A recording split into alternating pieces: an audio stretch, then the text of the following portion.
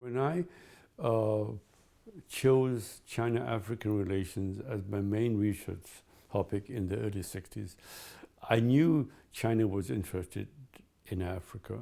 I knew China was seeking a world road, but I didn't know, one could not know, how far China would expand its influence into Africa.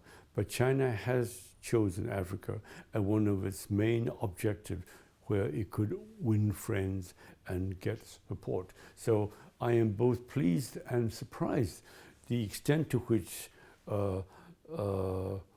China has expanded and has been accepted, because you can expand on your part, but whether you are welcome, that is another matter. In the 60s, when I started the research, among many African leaders and societies, the China model was its regimentation, organization, which some leaders thought it would bring order to African societies. Because after all, most African countries acquired independence from the French or the British, and they were anxious to become what they call a modern nation, a strong nation, and they looked to other models. And one model they looked to was the Chinese, and they thought that the Chinese had achieved quite remarkable results in terms of the organizations, in terms of regimentation.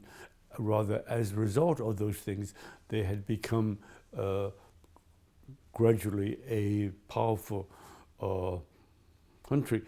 In fact, even the Cultural Revolution in China in the 60s, which resulted in very great social upheaval, was admired by some African leaders because they thought their society too needed a upheaval to change them from a rather less developed to a more developed society. So the Chinese model in the 60s was rather different. Now, of course, since the last 10 or 15 years, the economic success of China as a result of its open door policy started in the early 80s has transformed China as a result of being more open and the economic reforms.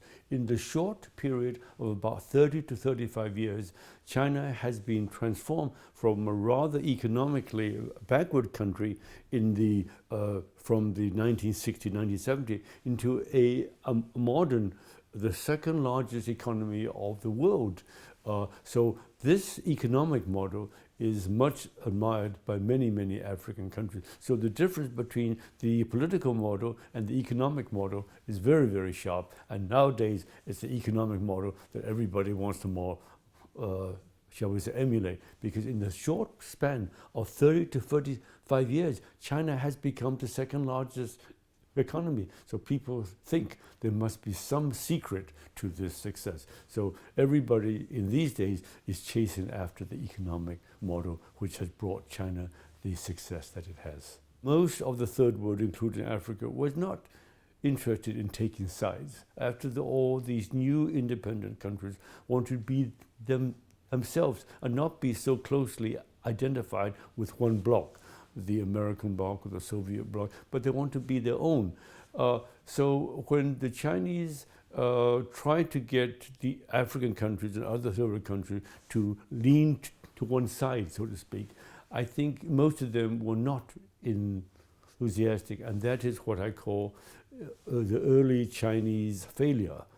In the 60s, they were trying to organize a third world country to take this position, but they were not successful. That was one failure. However, since the opening of China in the early 1980s, and the Chinese didn't try to tell people exactly what they should do, what stand they should take, but offered them a more generous aid, and plus emphasize the economic aspect, which African and other third world countries, of course, were more interested in how they could build a new economic society.